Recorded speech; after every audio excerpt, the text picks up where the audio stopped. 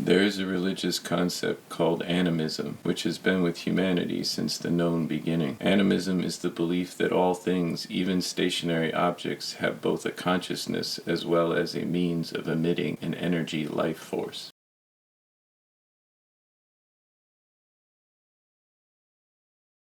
God is outside of time and space. God distributes over time and space, and there's some left over.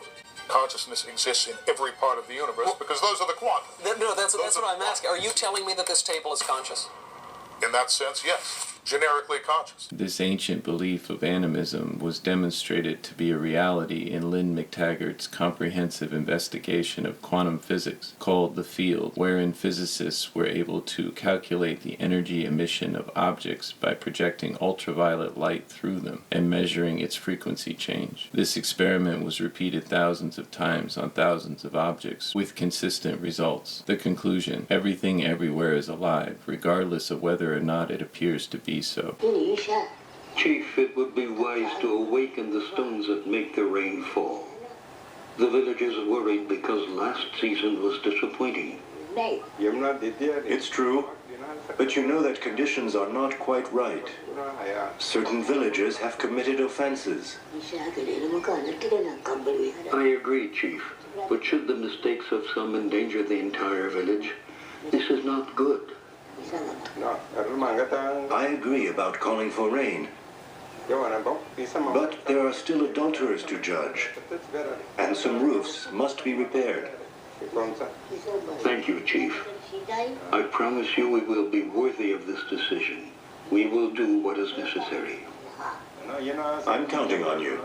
Thank you, Chief. Let's take out the rainstones. I will bring you what you need. The Mofu tribe of the Mandara mountain region of Cameroon have a deep faith in animism, believing themselves intrinsically connected to nature and to the animals they cohabitate with. Here we see them use ancient animistic techniques involving, quote, rainstones to end a critical drought in their villages.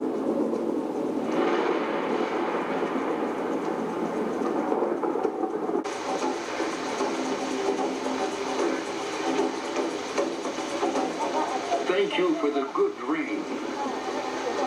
And here we see them communicating with deadly red ants via use of red ochre to compel them to allow humans to gather them up into clay jars and carry them to their village to successfully do war against an infestation of termites threatening the tribe's granaries. In both cases, this mumbo-jumbo appears to be wholly effective. Apparently, there is much ancient knowledge and innovation to be found in the non-digital realm. Furthermore, these same researchers also discovered that cancerous tumors too give off a life force of their own, entirely distinct from that of the host. And the makeup of this life force is described as a perversion or inversion of known life force frequencies, essentially a form of toxic radiation. Consider how many objects we now own which also, in lieu of a healthy animistic life force, emit full-on toxic radiation. Our smartphones, TVs, laptops, routers all emit dangerous levels of radiation which studies have proven to impede the growth of nearby plants while doing damage to our own organic cells. The myth of the cell phone brain tumor is now a proven reality. We have then exchanged a lifestyle of wholesome animistic objects for one of valueless digital screens, which have supplanted the natural life force of animism with ever-escalating degrees of nuclear radiation. Are you following me here? Any device with the word smart in front of it is emitting massive amounts of lethal radiation. Smart devices have pretty much replaced most of the tools and useful objects that people once owned.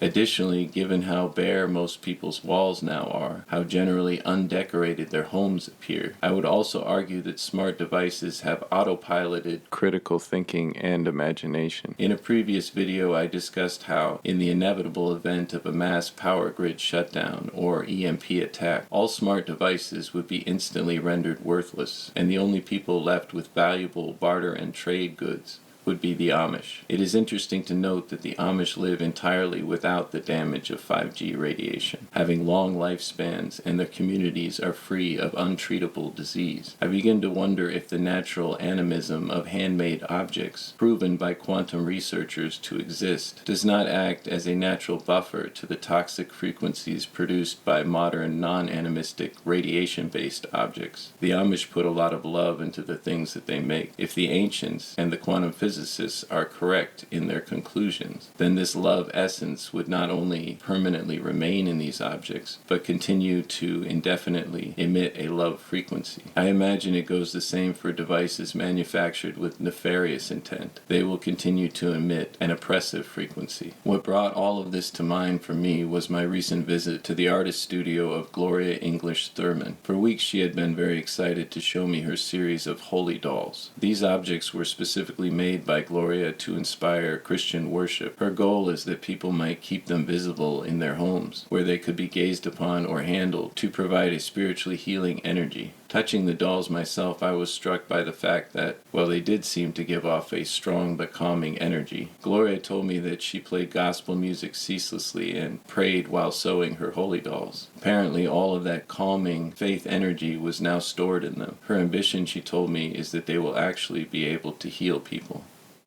All I can tell you is that God gave me this vision that be just running through my head.